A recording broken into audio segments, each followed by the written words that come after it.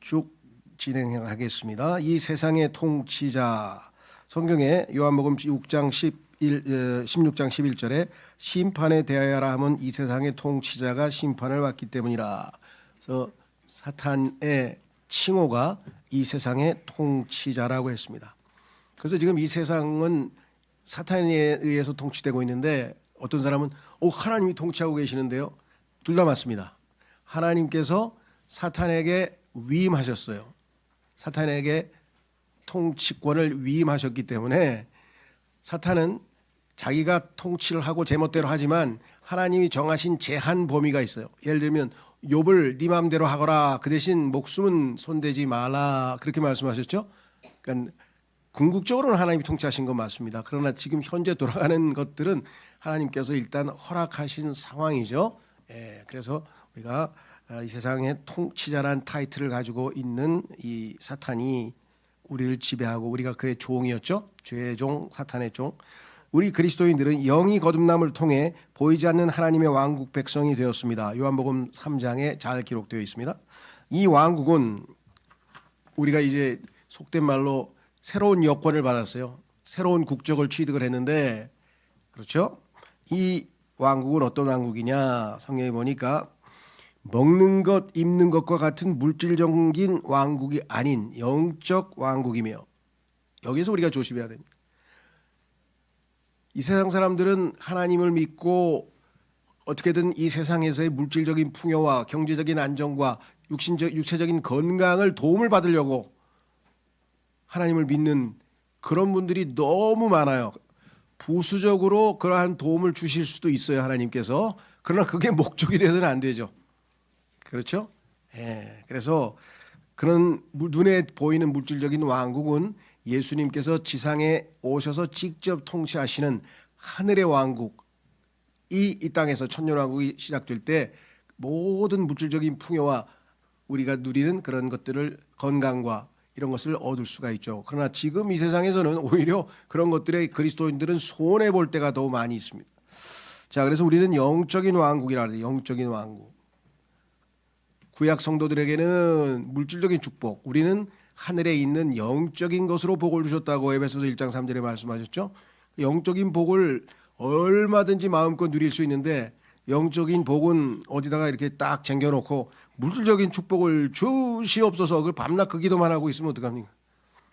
여러분이 하신다는 게 아니라 지금 전체적인 경향이 그렇다는 일, 일반적인 경향이 우리 안에 있는, 여기 써 있어요. 그래서 누가복음 17장 21절에서 이렇게 말씀하셨죠. 또한 그들이 말하기를 보라 여기다 또는 보라 저기다 하지 못하리라. 눈에 안 보이니까. 예수님 답변이, 너희가 지금 하나님의 왕국을 찾는 모양인데 안 보여. 그거는 안 보이는 거야. 이는 보라 하나님의 왕국은 너희 안에 있기 때문이라. 내적인 왕국인데 자꾸만 눈에 보이는 왕국을 찾으면 되겠느냐고 제자들을 가르치고 계시죠. 우리 안에 있는 내적인 왕국입니다. 신앙생활은 내적인 생활, 영적인 생활입니다. 내적으로부터 외적으로 나아가야지, 외적인 자극을 받아서 내적인 마음이 동요가 돼서 막 흐트러지고 막 감정이 흐트러지고 이게 엉망진창이 되면 육신을 따르는 신앙생활이 되는 겁니다. 그리스도인이 평화를 누리지 못하고 즐거움과 기쁨을 누리지 못하는 이유는 내적인 생활을 하지 못하기 때문이죠. 물론 이 왕국은 주님께서 오시면 완전히 계시되고 우리는 그 안으로 들어가게 됩니다. 이제 드디어 그 왕국을 지상에 세우시게 되면 내적인 왕국, 외적인 왕국 다 예수님이 직접 통치하시게 되기 때문에 그 안으로 들어가게 된다. 사도행전 14장 22절, 제자들의 혼들을 확고하게 하고, 사도 바울의 사역의 핵심이죠. 두 번째, 그들을 믿음 안에 계속 있도록 권면하며. 왜 계속 있도록 했을까요? 떠나버리는 사람이 너무 많아. 대마처럼 세상을 사랑하여 믿음을 떠나버리는 사람도 있고 별의별 사람 다 있죠. 지속해야 되는데 신앙을. 그 다음에 뭐라고 되어 있는가? 우리가 반드시 많은 환난을 거쳐서 하나님의 왕국으로 들어가야만 한다고 하였더라. 구원받으려면 반드시 다시 태어나야만 한다, 이렇게 했어요. must, 반드시. 하나님의 왕국에 들어가려면 반드시 많은 환난을 거쳐서 들어가야 된다고 그랬어요. 그런데 여러분들에게 고난이 닥치면, 이게 성경에서 말씀하시는 반드시 거쳐야 될 그 환난 중에 하나구나, 이렇게 해서 당연하게 받아들여야지. 하나님 너무하십니다. 이거 왜 나만 갖고 그래? 밤낮 그러고 기도하면 하나님께서 이게 언제 자라나. 성경이 분명히 가르쳐 줬는데 much tribulation 한두 개가 아니고 군인이 제대로 군인답게 되려면 얼마나 많은 훈련을 해야 제대로 된 군인이 될까요? 우리가 군인인데 영적인 군인인데 그렇죠. 그래서 그렇다고 해서 우리를 아주 그냥 더 이상 감당할 수 없을 만큼 그렇게 또 어려운 걸 주시지는 않아요. 자, 그래서 믿음으로 하나씩 헤쳐나가야죠. 그래서 중요한 건 뭐냐? 그때까지 우리 하나님의 왕국 백성의 삶의 방식은 주님 오실 때까지 어떠해야 하는지 하나님의 말씀은 명확히 알려주고 있습니다. 우리 모두 이 말씀으로 하나님의 왕국 백성답게 신분은 여권은 하나님의 왕국 여권을 갖고 있고 국적도 하나님의 왕국의 여권을 갖고 있는데 라이프 스타일은 어째 이게 이상해? 하나님의 왕국 우리는 분명히 성경에 말씀하시기를 우리 생활 방식이 하늘에 있다 그랬어요. 하늘에 있는 라이프 스타일로 이 땅에서 살라 그랬는데 사람들이 이상하게 생각할까봐 뭐 그냥 이 세상 사람하고 똑같이 살아갑니까? 그럼 왜 여권은 받았어? 어떤 사람이 그래요. 아, 한국 사람들 정말 지독해요. 그래서 왜 그러니까 이민 와가지고 삶의 방식은 한국하고 똑같이 한다. 아침에 일어나면은 그냥 누룽지 끓여가지고 누룽지에다가 김치 먹고 그다음에 또 점심 때 무슨 뭐 그냥 김치 끓여가지고 그냥 막 또 저녁에는 삼겹살 구워가지고 그냥 막 마늘하고 그냥 착 찍어가지고 먹어가지고 외국 사람이 오면 그래가지고 코리아타운이라는 데 있잖아요. LA 코리아타운. 사람들이 지나가질 않아요. 왜? 한 1km 전서부터 거기서부터 솔솔 양파 냄새, 마늘 냄새가 솔솔 풍겨오니까 외국 사람들이 제일 싫어하는 게 마늘 냄새거든요. 하여간 제가 그걸 길게 얘기하려는 건 아니고 그만큼 국적까지 취득한 사람도 삶의 방식은 미국식으로 안 하고 그래서 미국에서 정책을 바꾸네. 이제 영어 잘 못하고 생활 방식을 미국식으로 햄버거 안 먹고 막 무슨 자기네 나라 음식만 먹고 이런 사람들은 시험 봐가지고 그 국적 주지 말자. 뭐 그런 운동을 좀 하고 있대요. 저놈들은 껍데기만 한 미국 사람이지 실제적으로 속은 아니죠. 특히 제일 심한 사람이 유태인이에요. 유태인은 뭐 절대적으로 자기 방식대로 자기 유태인 방식으로 살지 한국 사람도 좀 거기에 이렇게 있고 중국 사람도 그렇고 하여간 그런 게 좀 있어요. 무슨 얘기를 하려고 하는가? 우리도 마찬가지예요. 왜 국적은 하나님의 왕국의 국적인데 라이프 스타일은 이 세상에 있는 세상 사람들과 같은 방식으로 살아가느냐. 그래서 하나님께서는 하나님의 왕국은 이 세 가지의 특징, 이 세 가지 방식으로 이루어진다 말씀하셨어요. 첫 번째는 뭐냐? 하나님의 왕국은 성령님 안에서 의로움입니다. 하나님의 속성 가운데 가장 중요한 속성은 거룩과 사랑이고요. 두 번째는 의로우심입니다. 그래서 하나님은 불의하거나 옳지 않은 것에 대해서는 절대로 타협을 하지 않으세요. 그래서 우리를 의롭게 살지 못한 자들을 그걸 불의한 자죠. 그건 죄인이죠. 그들을 믿음으로 의롭게 하신 다음에는 이제는 믿음으로 살아가는 하늘나라 방식의 라이프 스타일로 살면 의로운 삶을 살 수 있도록 우리를 지금 훈육하고 가르치신다고 성경에 써 있어요. 그죠? 그러니까 그리스도인이 된 다음에 제일 먼저 한 것은 의롭다고 거저 인정받았지만 믿음으로 그 다음에는 계속해서 믿음으로 삶으로 육신을 따라 살지 않고 성령 안에서 계속해서 이 의로운 삶을 사람들에게 보여줘야 돼요. 그래서 야고보서에 써 있잖아. 너 믿음 있다면서 좀 보여줄래? 어떻게 보여줘야 돼요? 의로운 행실로 보여줘야 돼요. 의로운 행실로. 왜? 믿음은 눈에 안 보이잖아. 하나님만 보실 수 있죠. 자, 그래서 계속해서 속도를 내서 읽겠습니다. 첫 번째, 복음에는 하나님의 의가 계시되어 있습니다. 그렇습니다. 로마서 1장 17절에 이는 복음 안에서 하나님의 의가 믿음에서 믿음으로 계시되기 때문이라 기록된 바와 같으니 의는 믿음으로 말미암아 살리라 하였도다. 믿음으로 의롭다고 인정받는 것을 넘어서서 그 믿음으로 살라 이 말이죠. 믿음으로 의롭다고 인정받는 것 로마서, 믿음으로 살라 갈라디아서. 그렇죠? 일상생활을 내가 이 미국 국적을 얻었으면 미국 라이프 스타일로 빨리빨리 배워서 고쳐야죠. 또 많이 배워야 됩니다. 우리 아마 호주도 영국식이니까 그 운전대가 아마 오른쪽에 있죠. 예. 처음에 가셨을 때 아마 그거 참 적응하기 힘드셨을 거예요. 왜? 우리는 운전대가 왼쪽에 있잖아요. 이 미국식인데. 근데 영국 사람은 자기 전체 오른쪽에 운전대가 아니니까 왼쪽으로 스틱이 요즘 없지만은 그러니까 이 길이 방향이 반대잖아요.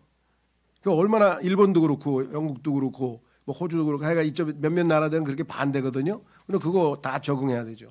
미국 가면은 하여간 스탑하면 무조건 스탑해. 우리는 아무도 없는데 왜 스탑해? 빨리 가 막 그래요. 그리고 지나가면 삑 하고 불러요 벌써. 스탑은 사람이 있든 없든 그냥 무조건 일단 스탑을 해야 되는 거야. 예. 저도 성근이 그 미군 부대 갔다가 그냥 헌병한테 붙들려 가지고 겨우 빌어가지고 그런 걸 몰랐잖아요. 예. 거기는 미국식이 다 적용되니까 스탑에서 아무도 없길래 그냥 갔는데 왜 스탑에서 안 섰냐고 쫓아왔더라니까요 헌병이. 예. 자, 그래서 우리는 위에 있는, 그래서 성경에 뭐라고 얘기하냐면은 위에 있는 것들의 애정을 두라. 위에 있는 것들의 애정을 두라 이렇게 말씀하셨죠. 베드로전서 2장 24절에 말씀하시기를 그분께서 친히 나무에 달린 자기 자신의 몸으로 우리의 죄들을 담당하셨으니 죄들의 죽은 우리가 의에는 살게 하려 하심이라. 그분께서 맞으신 채찍들로 인하여 너희가 치유되었느니라. 우리를 구원하신 목적이 의로운 삶으로 인도하시기 위한 것이라고 성경에 말씀을 했어요. 과거에 제가 이문동에 살았을 때 우리 그때는 믿음이 좋은 건가 무모한 건가 지금 생각하면 무모한 것 같아요. 그냥 애들 밤에 재워놓고 그냥 우리 신근님하고 그냥 새벽기도 간 거야. 그래서 다행히 10시부터 12시까지만 해요. 새벽기도가. 새벽도 아니지. 하여간 그래서 10시부터 12시까지 이제 기도하고 오는데 그때 한 목사님이 하던 얘기가 기억나요. 이해가 안 간다. 그래서 왜 이해가 안 되니까 아니 2시간 동안 은혜롭게 기도 열심히 해놓고 그 다음에 집에 갈 때 가만히 보니까 거기가 길이 사람들이 건너가는 길이 아니에요. 육교가 있어요. 육교. 그럼 육교를 통해서 건너가야 되잖아요.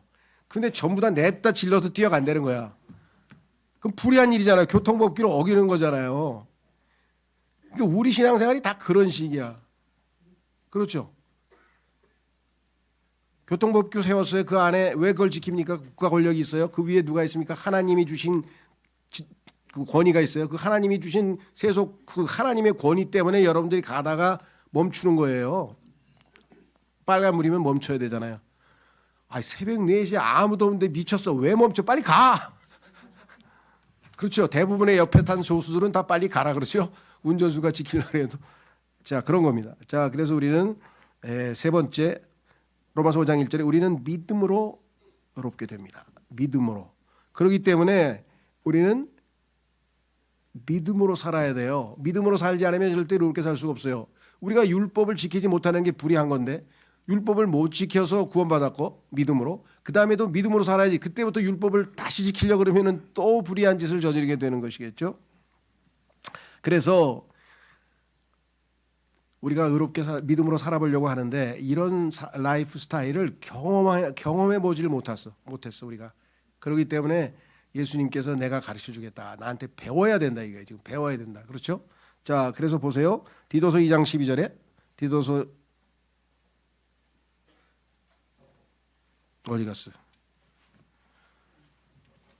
네, 디도서 2장 12절 일단 그냥 보겠습니다. 은혜 되신 그분께서 의롭게 살도록 가르치고 계십니다. 성경에 보면은 예수님께서 나는 마음이 온유하고 겸손하니 내게 와서 배우라. 뭘 배우냐 했더니 세 가지를 가르쳐 주신다 그랬어요. 세 가지를. 세 가지의 긍정적인 걸 가르쳐 주고 두 가지는 이제 부정적인 건데 두 가지는 이제 세상에 있는 정욕대로 살지 말고 세상을 사랑하지 말고 요걸 근데 중요한 것 중에는 긍정적인 거 세 가지. 첫 번째는 올바르게 살라 이거야. 너희는 여태까지 네가 네 방식대로 하고 싶은 대로 살았는데 아니에요. 믿음으로 하나님 말씀대로 올바르게 사는 방법을 가르쳐 주신다. 그런데 그냥 하나님 예수님께서 그냥 내 생애만 뭐 보라든가 아니면 시범을 보인다든가 이게 아니라 예수님은 구체적으로 기록된 말씀으로 우리를 의로 훈육한다고 성경에 써 있죠.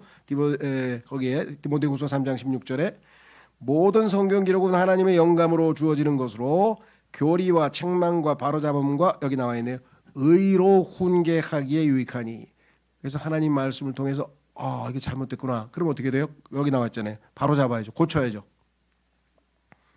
그래서 우리는 지난 한 과정을 거쳐서 계속 바르게 배우고 반복하고 이렇게 해서 하나님의 왕국의 그 라이프 스타일을 우리가 우리 몸에 익히는 거죠. 그렇죠? 익숙해지면 우리는 이제 얼마든지 자연스럽게 하나님의 백성처럼 왕국의 백성처럼 살아갈 수가 있겠죠. 자, 그런데 여기 나와 있는 중요한 핵심 포인트는 뭐냐? 로마서 8장 3절 4절에 성령을 따라 살아가면 우리 안에 의가 성취됩니다. 무슨 소리냐? 우리는 의를 성취하는 주체가 아니에요. 그걸 조심하셔야 돼요. 그리스도인의 신앙생활은 수동적이에요. 내가 능동적으로 뭔가를 하는 게 아니에요. 주체는 성령님이세요. 다만 우리는 성령님께 우리의 자신을 내어드리는 데까지만 능동적인 입장을 취하고, 그러면 성령께서 나를 사용하셔서 그러면 우리는 그때부터 수동적 입장이 되는 거예요. 그럼 성령이 역사하시면 우리에 의해서가 아니고 by us, 아니고 in us, 우리 안에서 율법의 의가 이루어진다 이게요. 하나님이 요구하시는 의로운 삶은 성령님에 의해서 우리 안에서 이루어지는 거죠. 자, 여기서 이제 함정이 있어요. 우리는 수동적 삶을 살아야 됩니다. 이거 영적으로 눈을 뜬 많은 경건한 그리스도인들이 책을 많이 썼어요. 그 중에 이제 워치만 이가 대표적으로 유명한 사람인데, 그러다 보니까 그런 책을 읽은 사람은 야, 우리가 하는 건 다 육신적이래. 하면 안 되는데. 그럼 아무것도 안 해도 되는데. 아, 그래? 아유, 잘 됐네. 거기서 함정이에요. 아무것도 안 하는 게 아니라 아까 얘기했죠. 우리 자신을 하나님께 성령님께 내어드리는 데까지는 하고 그때 우리 주권을 넘겨드리는 거죠. 내가 넘겨드려야 그때부터 하나님이 일하시는데 넘겨드리지 않고 아무것도 안 하고 있으면 왜요? 그럼 하나님도 아무것도 안 하시는 거지. 그래서 게으른 그리스도인, 아무것도 안 하는 그리스도인, 무기력한 그리스도인이 돼버리는 거예요. 거기에 함정에 빠져가지고 헤매는 사람들이 한둘이 아니라 제가 많이 만나봤어요. 저도 거기서 막 이게 답이 뭐지? 막. 마리아는 어떻게 했어요? 네? 저는 남자를 알지 못하는데 제가 어떻게 애를 낳습니까? 성령님께서 성령의 권능으로. 그때 어떻게 했어요? 예. 어떻게 마리아가 자기 권능으로 예수님을 잉태할 수 있습니까? 자기 권능으로 안 되지. 그 대신 주의 계집종이오니 하나님의 뜻대로 되기를 원합니다. 내가 순종하기를 원합니다. 저의 몸을 사용하십시오 하고 자신의 마음을 드리고 의지를 드렸더니 성령님께서 그를 사용하셨잖아요. 근데 그때 아유 무슨 소리예요? 저는 못해요. 그러고선 자기 자신을 내어드리지 않았다면 성령님께서 마리아를 사용하실 수가 없는 거예요. 그러니까 마리아의 삶은 수동적인 삶이었지만 그러나 앞에 뭐예요? 능동적인 자기 포기, 자기 의지를 내려놓는 자기 자신을 부인하는 그것이 그리스도인의 삶의 의지적 삶이고 능동적 삶이에요. 거기까지만. 자기 자신을 부인하면 하나님께서 그래 네가 못하니까 나보고 하라는 거지. 확실해? 그럼 줘봐. 네 키 줘봐. 그럼 받으셔서 일하시는 거죠. 자, 그래서 7번째 보면은 필요한 경우 징계를 통해 의를 배우게 하십니다. 이게 이제 신앙생활의 묘미인데요. 자, 히브리서에 보면 이렇게 써 있습니다. 지금 당장은 어떤 징계도 즐거워 보이지 않고 오히려 비통해 보이지만 그럼에도 불구하고 그것은 이후에 징계로 훈련된 자들에게 화평한 의의 열매를 맺느니라.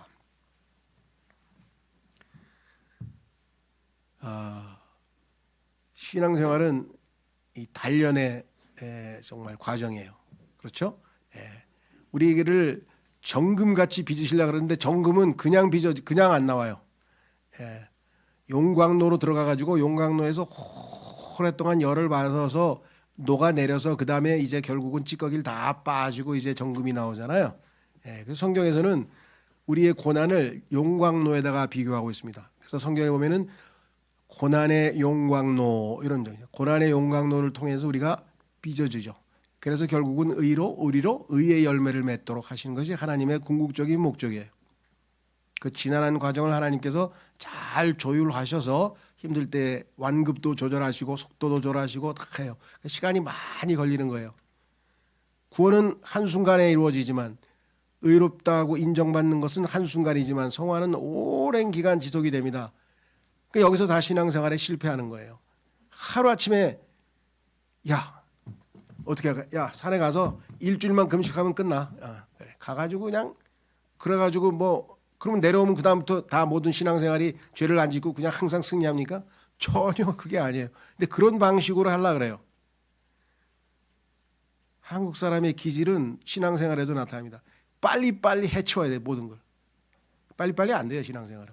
성경에 보면 하나님은 엄청 속도가 느려요.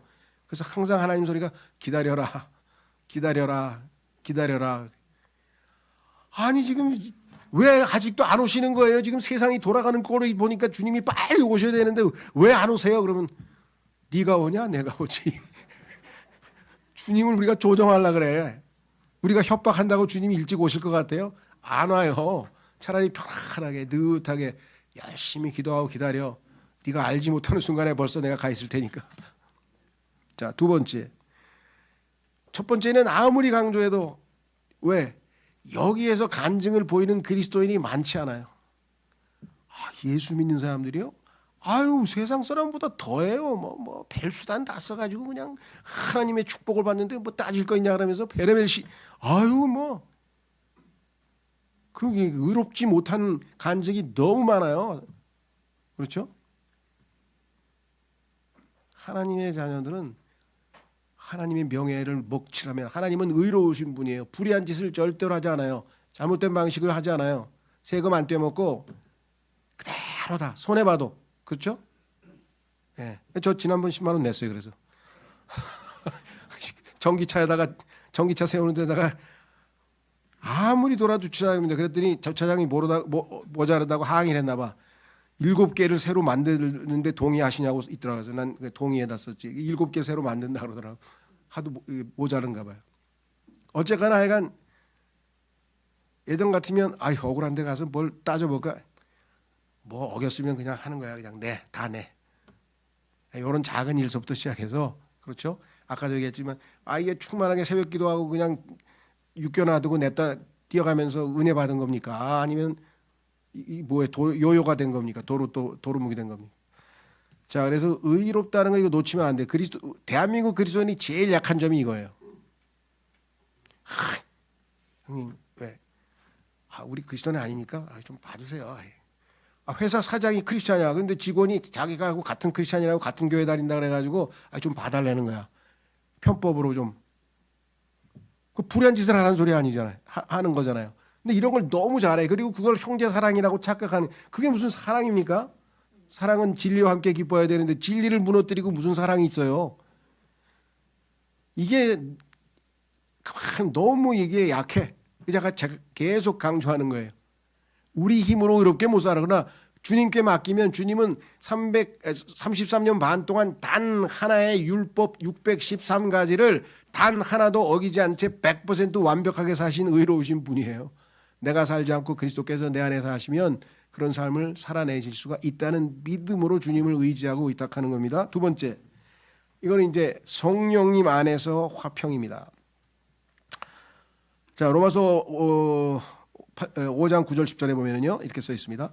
이제 그분의 피로 정당함을 입증받았으니 그렇다면 우리는 그분을 통하여 더욱더 진노로부터 구원을 받게 되리라. 그렇죠? 미래의 진노, 하나님의 진노가 이 땅에 이제 임하실 텐데 거기에서부터 구원받겠죠. 왜? 벌써 지금 의롭다고 인정받았는데, 정당함을 입증받았는데. 10절, 이는 우리가 원수들이었을 때 그분의 아들의 죽음을 통하여 우리가 하나님과 화해하게 되었다면, 원수였을 때도 하나님이 화해해 줬는데 화해하게 된 우리는, 하나님의 아들의 신분을 가지고 있는 우리는 더욱더 그분의 생명을 통하여 구원받을 것이기 때문이라. 그러면 너무나 논리적으로 합당한 것 아니겠습니까? 자, 그래서 우리는 미래적 하나님과 영원한 화평을 누리게 될 그것은 보장되어 있습니다. 자, 그러면 처음에 우리의 신앙생활은 어떻게 시작이 됐는가? 그 유명한 peace with God, 하나님과 함께하는 화평. 그렇죠? 하나님과 함께하는 화평. 예수님을 믿는 순간 하나님과 우리 사이는 화평한 관계가 성립이 돼가지고 더 이상 하나님과 우리 사이는 원수 관계에서 이제 하나님과 우리는 화평한 관계로 회복되었다. 거기서부터 출발합니다.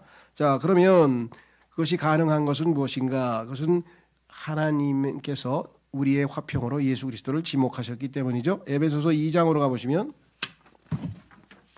에베소서 2장 14절에 이는 그분께서 우리의 화평이시요 양쪽 모두를 하나로 만드시고 우리 사이를 나누어 놓은 중간벽을 허물어 내신 분이시기 때문이라. 유대인과 이방인이 하나가 됐는데요. 예수님이 하셨어요. 그래서 예수님은 우리의 화평이 되신다. 예수님께서 우리 안에 들어와 계시면 우리는 화평을 유지할 수 있다. 그랬습니다. 자, 세 번째, 이게 이제 중요합니다. 하나님과 함께하는 화평을 누리지 않는 그리스도인은 없어요. 물론 믿음이 약해서 자꾸 불안해하고 하나님이 나를 버리시면 어떡하지? 내가 어저께 죄 졌는데 하나님이 다 보셨을 거 아니야. 그러면 나는 어떡하지? 해결 방법을 몰라가지고 자꾸만 그렇게 위축되는 그리스도인이 있지만 그것에 대해서는 조금만 믿음만 정확하게 제대로 배우고 하나님 말씀만 저대로만 배우면 하나님께서 나를 버리실 일은 없는 거죠. 왜? 그건 법적인 문제니까. 하나님이 법을 어길 수는 없잖아. 법적으로 내가 하나님의 아들로 딱 확인됐는데 어떻게 법을 어기실 수가 있어요? 하나님께서 내 죄 때문에 예수님에게 벌을 내리셨는데 일사부재리의 법칙이라고 하는 것이 확고부동한 하나님의 법칙이건을 한 번 죄에 대해서 또 예수님이 내 죄값을 치렀는데 나보고 왜 또 죄값을 받으라는 거야? 그건 아니죠. 문제는 그 하나님과 이 땅에서 하루하루 살아가는 동안에 하나님과 좋은 관계로 살 거냐. 자, 아버지의 아들이에요, 저는. 그렇기 때문에 아버지가 나를 버릴 일은 없어요. 근데 아버지가 나를 가끔 가다가 야단을 치고 때리기도 하고 나를 안 만나겠다고 비토도 하시고 그럴 경우가 있어요. 그 왜냐? 아버지의 뜻을 어기거나 그렇죠? 내가 아버지께 죄를 지었거나 뭐 이와 같은 일들이 발생하면 아버지와의 관계는 일시적으로 중단되는 거죠. 그렇게 되면 어떻게 될까요? 우리의 마음의 평화가 깨져버립니다. 불안해집니다. 그렇죠? 많은 그리스도인들이 peace with God, 하나님과 함께하는 화평은 다 소유하고 있어요. 그래서 확실하게 구원받은 사람은 죽었다 깨도 자기는 하늘나라 간다는 것을 알아요. 그러나 이 땅에서 매일매일의 삶에서 항상 마음이 평안을 누리고 사느냐 그러면 아니에요. 그렇지 못해요. 그렇게 사는 그리스도인들이 의외로 많아요. 빨리 회복하시죠. 그래도 아유 뭐 내일 또 죄질 건데 뭐 지금 고백해. 주말에 몰아서 고백하지. 그럼 주말까지는 계속 불안하게 사시려고. 그렇죠. 적어도 매일 밤에 고백하고자 하는 게 훨씬 편하지. 그래야 잠이라도 편안하게 잘 거 아니에요. 그렇죠. 예. 자, 그래서 여기 보시면 빌립보서 4장 6절 8절에 매일매일의 삶에서 우리가 평안을 유지할 수 있는 비법을 가르쳐 주셨어요. 자, 아무리 읽어봐도 은혜로운 말씀이죠. 자, 보세요. 첫째, 아무 일에도 염려로 가득 하지 말라. 근심, 걱정, 염려가 뭐 한두 가지 해야지. 그렇죠. 여러분대로 나는 나대로 보니까 뭐 수첩에 써놓은 게 대부분 다 근심, 걱정, 요 해결에 대한 문제들이야 다. 요거는 이렇게 해결해야 되고, 요거는 어떻게 해결해야지, 요거는 또 언제 해결해야지, 아, 요건 병원 가야지, 아, 요건 또 뭐 해야지. 이게 그냥 잔뜩 있잖아요. 그래서 다만 매사에 기도와 간구로 여기까지는 많은 분들이 하는 것 같아요. 근데 어디서 실패합니까? 감사들을 드리면서 너희의 요청들이 하나님께 알려지게 하라. 하나님께 감사하는 마음으로 하는데 그게 아니고 원망하는 마음을 갖고 있어. 하나님께 화가 났어. 이거 안 들어주시면 안 됩니다. 네, 이거 꼭 들어주셔야 돼요. 너무하신 거 아니에요? 지금 저 벌써 10번째 기도하는 겁니다. 뭐 이러고 하나님 앞에 그런 마음 자세를 보고 하나님이 응답하실 리는 없죠. 감사를 드리면서 자, 여기까지가 우리가 해야 될 일이고요. 정확하게 조건을 충족됐다고 하나님이 딱 보시면 모든 지각을 초월하는 하나님의 평안이 그리스도 예수를 통하여 너희의 마음과 생각을 지키시리라. 여기서 실망하시는 분들이 있어요. 모든 지각을 초월하는 하나님께서 완벽하게 해결해 주실 것이다. 뭐 이렇게 써놓은 줄 알아 성경을. 응답이 안 된다는 거예요. 그래서 마음과 생각을 지켜주시면 두려움이 없고 평안함을 유지할 텐데 뭘 그렇게 하나님이 그냥 자기가 원하는 대로 조급하게 모든 걸 즉각 그래서 어떤 목사가 설교를 했는데 제목이 뭐냐 하니까 자판기 하나님을 믿지 마십시오. 하나님이 자판기입니까? 누르면 나옵니까? 하나님을 이용해 먹는 사람들이 너무 많아요. 기도라는 이름을 사용해서 명분을 내세워서. 기도는요, 하나님하고 대화하다가 아이고 제가 뜻이 잘못돼, 하나님 뜻이 아니군요 하고 내 뜻을 바꾸는 거예요. 그게 기도인데 거꾸로 하시는 분이 있어요. 하나님을 막 설득하고 나중에 아는 막 협박해가지고 내 뜻대로 맞추라고. 그건 아니죠. 자, 그래서 어떻게 합니까? 하나님의 평안이 그리스도 예수 안에 너의 마음과 생각을 지키시리라. 여기서 중요한 건 모든 지각을 초월하는 understanding을 넘어선다. 그리스도인이 걸리는 문제는 어디에 있냐? 하나님, 아무리 생각해도 이해가 안 됩니다. 그게 할 필요도 없어요. 아무리 생각해도 죽을 때까지, 주님 오실 때까지 이해 못해요. 그걸 가지고 그냥 이해를 하려고. 왜 이해를 합니까? 하나님 아무리 생각해도 이해를 한다지만 제가 하나님은 믿습니다. 하나님은 나한테 거짓말 하신 분이야. 하나님은 나한테 나쁘게 하실 분이 아니지, 아들도 주신 분인데 믿습니다 하고 넘어가야죠. 그래야 평강이 생기는 거 아니에요? 신앙생활의 미스는 뭐냐면 이해가 안 간대. 나한테 찾아오는 그리스도인들 중에 대부분이 형제님 이해가 안 가요. 그래서 나도 이해가 안 가요. 뭐가 이해가 안 가냐? 왜 나한테 찾아와서 이해가 안 가냐는 얘기를 하냐고. 어차피 이해가 안 가는데. 어차피 이해가 안 가는데. 그렇잖아요. 이해를 뛰어넘으라 그랬잖아요, 하나님께서. 자, 그 다음에 여기 나와 있네요.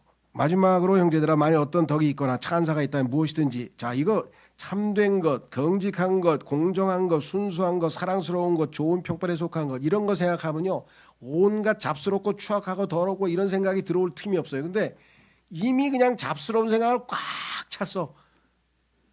그러면 하나님 말씀을 읽어도 들어오질 않아요. 빨리 다 이걸 어떻게 해요?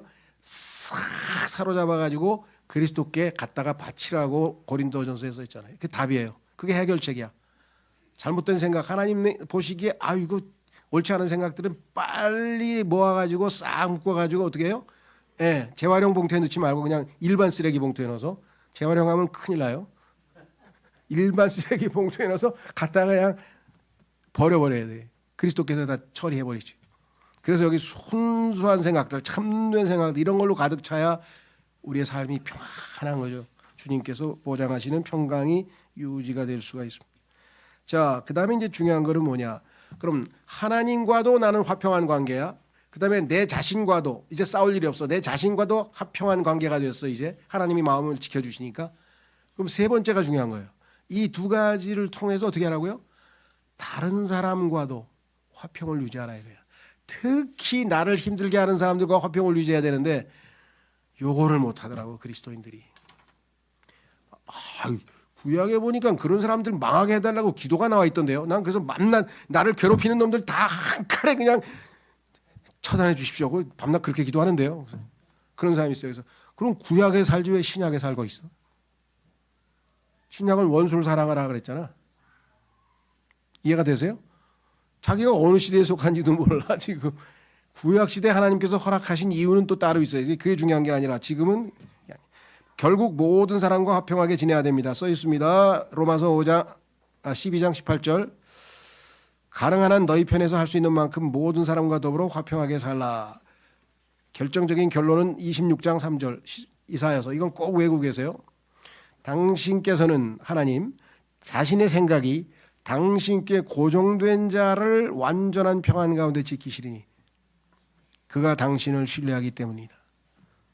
하나님과 여러분의 문제, 그게 암이 됐던, 그것이 뭐 빚을 졌던, 아니면 그것이 실직이 됐던, 그것이 아니면 뭐 인간관계가 깨졌던, 뭐가 됐든 해결해야 될 문제가 있잖아요. 하나님이 계시고 그 생각이 이쪽에 가 있으면 불안한 거예요. 생각이 어디에요? 항상 하나님께 머물러 있으면 하나님께서 우리의 마음을 완전한 평강으로 지켜주시겠다. 왜? 하나님을 신뢰하니까 이 문제 같은 거 하나님이 얼마든지 해결할 수 있으시니까 하나님에 대해 생각할 거 아니에요. 하나님 감사합니다. 내가 곤란에 처했지만 하나님 이걸 다 알고 계십니다. 하나님의 때에 빨리 해결해 주시기를 원합니다. 이렇게 되는 거겠죠. 자, 세 번째, 요게 또 그리스도인의 약점이에요. 신앙생활을 좀 제대로 한다는 사람들은 보면 대부분 인상을 쓰고 살더라고요. 이 세상 꼴이 이게 뭐야 이게. 어이. 그다음에 야 우리 교회는 왜 이 모양이냐. 왜?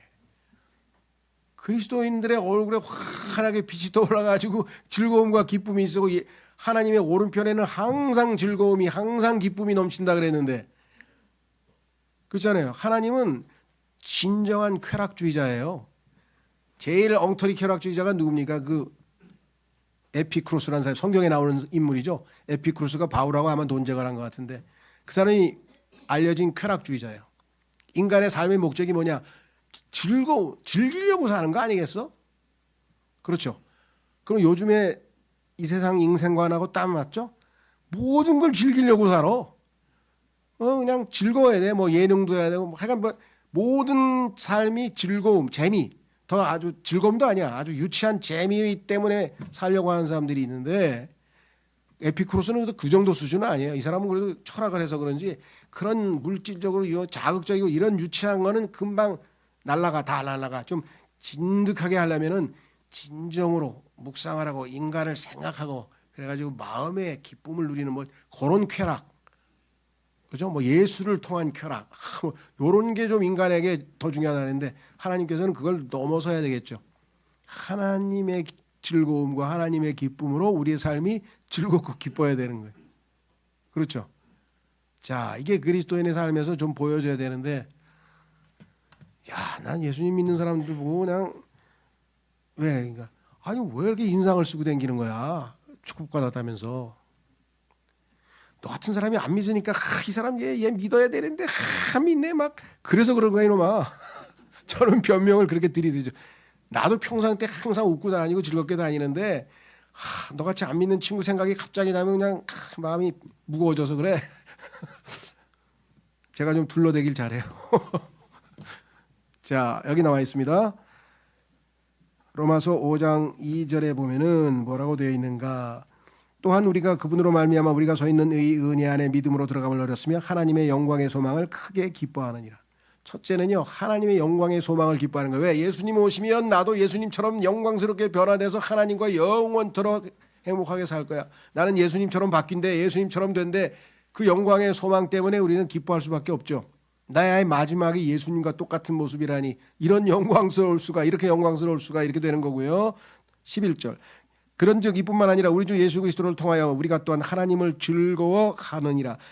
그분으로 인하여 우리는 이제 속죄를 받았느니라. 하나님께서 나에게 더 이상 죄를 묻지 않아요. 왜? 예수님께 다 물었기 때문에 합법적으로 나는 법적으로 완전히 하나님 앞에 의롭다고 인정받은 거예요. 그러니까 즐거워할 수밖에 없겠죠. 요한복음 15장 11절로 가시면 이런 것들을 내가 너희에게 전하였으니 나의 즐거움이 너희 안에 남아있게 하려 하며 너희의 즐거움이 충만해지게 하려 함이라. 예수님은 항상 자신의 즐거움을 우리 안에 계속 남아있게 하고 우리로 하여금 즐거움이 충만하기를 바라는 거예요. 이 즐거움도 항상 우리가 내적 즐거움에서부터 시작돼서 바깥으로 또 표출돼야 되겠죠. 네. 성경에 보면 어떤 분은 그런 얘기를 해요. 성경에 보니까 예수님이 우셨다 그랬죠. 우셨다. 예수님이 웃으셨다는 표현은 안 나오던데요. 예. 물론 표현은 안 나와요. 예. 그러나 예수님도 얼마든지 하나님께서 성경에 보면은 웃으신 것처럼 당연히 웃으시죠. 그러나 성경 기록에는 이 땅에서 예수 그리스도께서는 자신의 목표에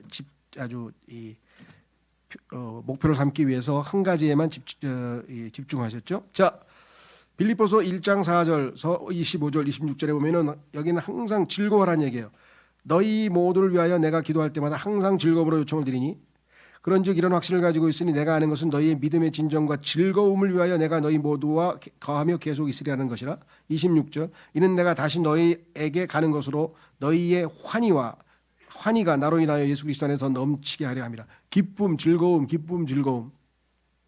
그래서 빌립보서라고 하는 책에 보면은요 주제가 기뻐하라예요. 기뻐하라. 그런데 아시다시피 빌립보 하면은 여러분 떠오르는 게 뭡니까? 그 도시에서 복음 전하다가 돌로 얻어맞아가지고 피를 흘리고 감옥에 갇혔죠. 그래서 그 안에 들어가서 그 와중에도 너무 기뻐가지고 찬송을 불렀잖아요. 신라하고 바울이. 그렇죠. 그래서 감옥에서 쓴 서신인데 주제는 기뻐하라예요. 이런 초월적인 삶을 살 수 있어. 성령 안에서만 살 때 의와 화평과 즐거움. 자, 여기 보시면 이와 같은 까닭으로 너희 역시 즐거움을 누리고 나와 함께 크게 기뻐하라. 그러므로 주 안에서 그를 모든 기쁨으로 영접하라. 기쁨, 즐거움, 기쁨, 즐거움. 왜 그럴까요? 하나님께서는 자신의 즐거움을 위하여 우주 만물을 창조하셨잖아요. 그 하나님의 뜻은 이 온 우주가 하나님의 즐거움으로 가득하고 충만한 거예요. 언제? 죄와 마귀가 불못에 던져져서 하나님의 원수들이 모조리 다 심판당하는 그때, 새하늘과 새 땅에 이 세상은 온통 즐거움과 기쁨으로 가득할 거예요. 그런 세상을 우리에게 예비해 놓으셨죠. 자, 그래서 로마서 5장 3절에 환난 중에서도 기쁨을 유지할 수 있습니다. 로마서 5장 3절 그런즉 우리는 그렇게 할 뿐만 아니라 환난들도 기뻐하나니 환난은 인내를 이루고. 자, 아직 주님이 오시지 않았지만 이 땅에서 우리에게 즐겁고 좋은 일이 있을 때뿐만 아니라 환난이 있을 때조차도 우리가 기쁨을 유지할 수 있다. 심지어는 환난을 기뻐할 수 있다. 왜? 환난이 가져다주는 유익을 하나님이 약속해 주셨기 때문에. 환난을 통과해서 하나님의 왕국에 들어갈 수 있다 그랬고, 그 많은 환난이 우리를 어떻게 한다고요? 주님의 능력으로 잘 극복했을 때 우리를 의의 열매가 맺게 해주신다고 약속하셨고요.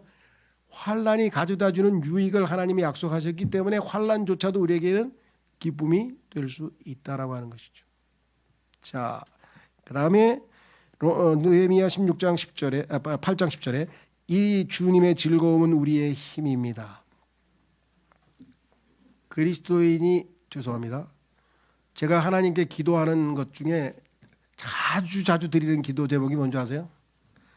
하나님, 저는 왜 이렇게 무기력한지 모르겠습니다. 힘이 하나도 없어요. 왜 힘이 없을까요? 여기 답이 있네. 이 주님의 즐거움은 우리의 힘입니다. The joy of the Lord is my strength, our strength. 주님을 기뻐하지 못하고 주님이 주시는 즐거움을 누리지 못하니까 즐겁고 기뻐야 힘이 나지.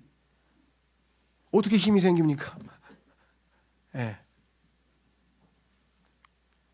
그래서 여기 나와 있는 것처럼 마지막에 보면 주의 즐거움이 너의 힘이기 때문이라. 그래서 그리스도인은 기쁘고 즐거워해야 되는데 그것은 주님이 채우시는 즐거움이요, 주님의 즐거움을 우리가 선물로 받을 때 가능한 거죠. 자, 결론을 내리고 마치겠습니다. 로마서 14장 18절 말씀 맨 처음에 앞부분에 나와 있는데요. 한번 찾겠습니다. 이게 여러분과 제가 오늘 말씀을 듣고 반응하고 적용시켜야 될 말씀이네요. 로마서 14장 17절부터 다시 오늘 본문 말씀입니다. 이렇게 써 있습니다. 이는 하나님의 왕국을 먹는 것과 마시는 것이 아니요. 그것은 주님이 오실 때 이 물질적인 풍요는 주님이 오실 때 우리에게 제공하신다 그랬어요. 그래서 이 땅에서는 먹는 것과 입을 것과 뭐죠? 먹는 것과 마시는 건가요? 두 가지만 있으면 만족하자 이렇게 써죠. 예. 자, 그래서 뭐라고 돼 있냐? 다만 성령님 안에서 의와 화평과 즐거움이기 때문이라.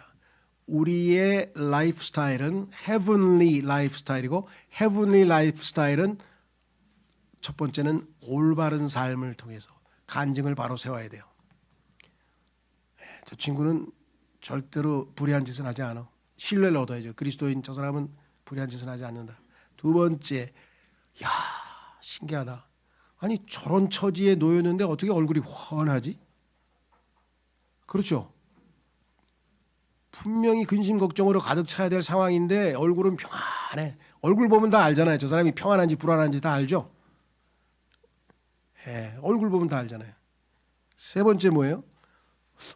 저렇게 즐거운가? 저렇게 행복한가? 저게 뭐가 이렇게 기쁜가? 왜 그러지? 예. 18절 이는 이런 것들로, 이런 게 뭐예요? 성령 안에서 의와 화평과 즐거움, 요 세 가지. 요 세 가지가 어떤 사람의 삶에서 자주 드러난다 하면 어떻게 돼요? 그 세 가지로 그리스도를 섬기는 자는 하나님께 기꺼이 받아들여지며, 하나님께서 늘 받아주셔요. 그 다음에 하나님과의 관계만 좋은 게 아니야. 그 다음에 뭐라 그랬어요? 사람들에게 인정을 받기 때문이라. 사람들에게 인정을 받기 때문이라. 여기 조심하세요. 사람들에게 뭐예요? 사랑을 받기 때문이란 아니에요. 세상 사람은 우리를 좋아할 수는 없어요. 왜? 거기는 불순종하는 자들의 영이 그 안에서 역사하고 있고 우리는 거룩하신 성령의 역사하기 때문에 우리를 좋아할 수는 없어. 이 사람은 아주 본질적으로 좋아할 수가 없어. 싫어해. 미워해. 그렇죠? 문제는 어디에 있냐? 그래도 인정을 안 할 수는 없다 이 말이죠. 이야. 그렇죠. 그 사람 확실히 다르긴 다르구나. 제대로 믿는 거 맞구나. 야, 하나님 대단하시다. 왜? 제가 10년 전에 내가 볼 때하고 너무 달라졌어. 제가 어떻게 저렇게 됐지? 그렇잖아요. 그래서 우리는 여권만 내밀지 말고 실제 삶에서 우리가 의롭고 화평스러워하고 즐거움을 성령 안에서 실천하고 누릴 때에 사람들로부터 저 친구 제대로 된 하나님의 자녀 맞네 이렇게 우리가 인정받을 수가 있다는 것이죠. 그래서 우리가 주님 오실 때까지 꾸준히 이와 같은 생활 방식을 더 개선하고 향상시켜서 하나님께 영광 돌리는 삶을 살기를 바랍니다. 오늘 주신 말씀에 기도로 반응하겠습니다. 다 같이 기도하겠습니다.